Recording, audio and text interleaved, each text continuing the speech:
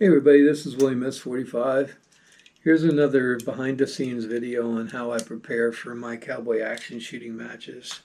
In this case, what I'm doing is I'm hand priming my brass.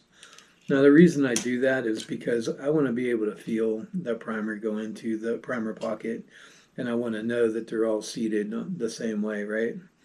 Every once in a while you get a piece of brass that's been used quite a few times and the primer is actually loose, and you can feel that with this. So that's the benefit I get out of it. One thing nice about this tool, this is a Frankford Arsenal hand priming tool. One of the things I like about it is it has this little dial right here. And what that does is it allows you to set the seating depth for the cartridge that you're working on. So basically all I do is I get one of them primed, and then after I got a primer in there, I'll back this wheel off just a little bit, a couple clicks, make sure I can wiggle the brass. I don't know if you can see that, but it wiggles right now.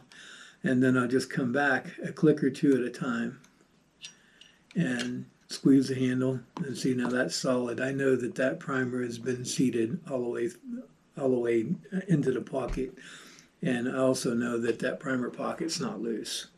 So that's kind of what I do, why I do it. And if you kind of watch me here, it's really a pretty simple process. It's just a matter of, loading up your primer tray and then just sitting here. A lot of times I'll be listening to music, or maybe I'll have a TV show on, or whatever the case may be, and I'll just kick my feet up and just sit here and prime brass. It's not hard. In fact, I find it kind of enjoyable.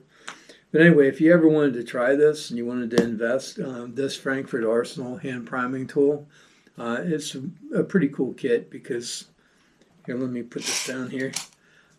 When you buy it, it comes with everything that you need to do both large and small pistol primers, whether they're pistol or rifle, doesn't matter.